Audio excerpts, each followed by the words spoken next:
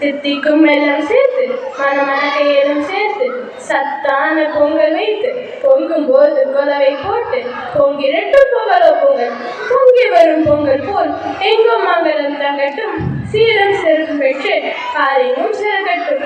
அனைவருக்கும் என் இனிய பொங்கல் திருநாள் நல்வாழ்த்துக்கள். நன்றி.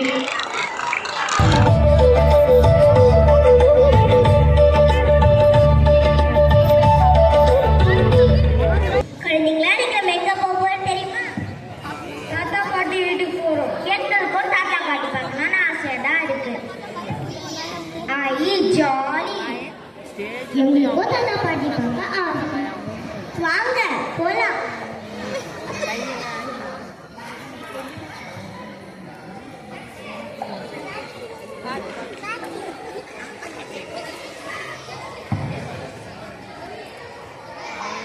வாங்க வாங்க குழந்தைங்களா. என்னை பார்க்கும்போது எனக்கு மகிழ்ச்சியாகவும் மனநிறைவாகவும் இருக்கு.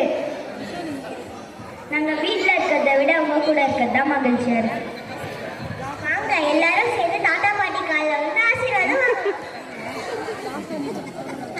உறவுகளை சந்திப்பது, உறவுகளோடு சேர்ந்து இருப்பது, மலர்களை சேர்த்து மனமடைவதைப் போல வாழ்க்கையை அழகாக்கும்.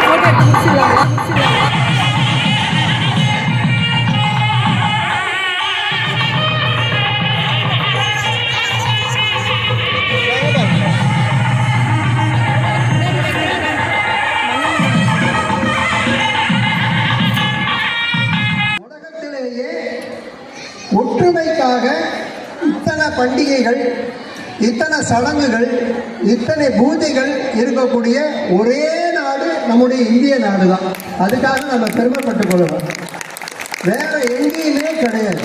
இன்னைக்கு நம்ம கூட்டு குடும்பம்லாம் உடஞ்சி போய் எல்லாம் சின்ன சின்ன ஃபேமிலியாக இருக்கும்போது இந்த மாதிரி பொங்கல் எல்லாம் கொண்டாடுறதுக்கான, அந்த கூட்டமாக சேர்ந்து கொண்டாடுறதுக்கான வாய்ப்புகள் குறைவு. ஆனால் இன்றைக்கு பள்ளிகள் கல்லூரிகளில் இந்த மாதிரி ஒரு திருவிழாவை ஏற்பாடு பண்ணி நம்முடைய குழந்தைகளுக்கு பொங்கல்னா என்ன, போகினா என்ன, மாட்டுப் பொங்கல்னா என்ன, காணும் பொங்கல்னா என்ன, உழவர் திருநாள்னா என்ன என்று சொல்லக்கூடிய இந்த வைபவத்தை இன்னைக்கு தமிழ்நாடு எங்கும் எல்லா பள்ளிகளும் எல்லா கல்லூரிகளிலும் கொண்டாடிட்டு இருக்காங்க. அதுதான் பாராட்டுக்குரிய விஷயம். இந்த வேகமான உலகத்தில் நம்ம எப்படி இந்த பொங்கலை கொண்டாடுறது? எங்கே பார்த்தாலும் ஃப்ளாட் சிஸ்டம். யாருக்கும் மேலேயும் சொந்தம் இல்லை, கீழேயும் சொந்தம் இல்லை. ஃப்ளாட் சிஸ்டத்தில் வானமும் நமக்கு சொந்தம் கிடையாது, பூமியும் நமக்கு சொந்தம் கிடையாது. எதிரில் வாசலில் கோலம் போடுறதுக்கு அந்த தரம் கூட சொந்தம் கிடையாது. மொத்தமாக யாராவது ஒருத்தங்க காலையில் வாசலில் மொத்த ஃப்ளாட்டுக்கு கீழே ஒரு கோலம் போட்டு போவாங்க.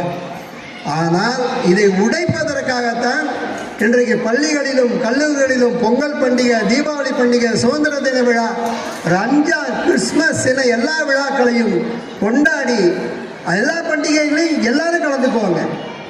கிறிஸ்மஸ் கொண்டாட்டத்தில் எல்லாரும் கலந்துக்கிறாங்க. ஸ்கூலில் தான் அது முடியும். ரம்ஜானில் எல்லா மதத்தை சார்ந்த குழந்தைகளும் கலந்துக்கணும். இன்னைக்கு பொங்கல் பண்டிகையில் கூட முஸ்லீம் சார்ந்த ஒரு பெண் அமர்ந்திருந்ததை நான் பார்த்தேன். அப்போ இதுதானே நம்ம நாட்டுக்கு தேவை. வேற்றுமையில் ஒற்றுமைன்னு சொல்லக்கூடியதை எங்கிருந்து ஸ்டார்ட் பண்ணுறது? இதை எங்கிருந்து ஆரம்பிக்கிறது? ஸ்கூலில் தான் ஆரம்பிக்க முடியும். எனக்கு ரொம்ப சந்தோஷம். இன்றைக்கு ஒரு நல்ல மகத்தான நாள். குடும்பமாக பொங்கல் வச்சுருக்கோம்.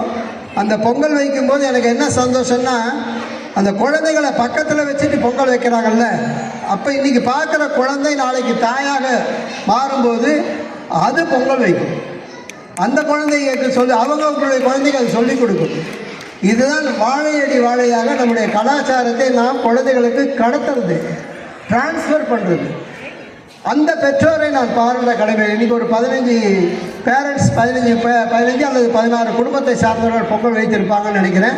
அவங்க குடும்பத்தோடு வந்து அந்த குழந்தைகளோடு சேர்ந்து பொங்கல் வைக்கும்போது எந்த காலகட்டத்திலும் ஒன்று சொல்லுவாங்கள்ல, எந்த காலகட்டத்திலும் நம்முடைய உறவு முறை, பாரம்பரியம், கலாச்சாரம், பண்டிகைகள், நாகரிகங்கள் இவற்றை எந்த ஏஐ வந்தாலும், எத்தனை டிவி வந்தாலும், எத்தனை யூடியூப் வந்தாலும் ஒரு காலத்திலும் அழிக்கவே முடியாது என்பதற்கு உதாரணம்தான் இந்த கேஆர்ஆர் பள்ளியினுடைய பொங்கல் பண்டிகை.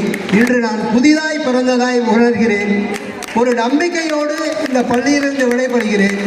ஒரு நல்ல கலாச்சாரம், நல்ல குழந்தைகள், தேசப்பற்றும் தெய்வப்பற்றும் அதே சமயத்தில் நம்முடைய பாரம்பரியத்தை காப்பாற்றக்கூடிய ஒரு ஜெனரேஷன் இருக்கிறது என்ற நம்பிக்கையோடு இந்த வாய்ப்புக்கு நன்றி தெரிவித்து விடைபெறுகிறேன். நன்றி, வணக்கம்.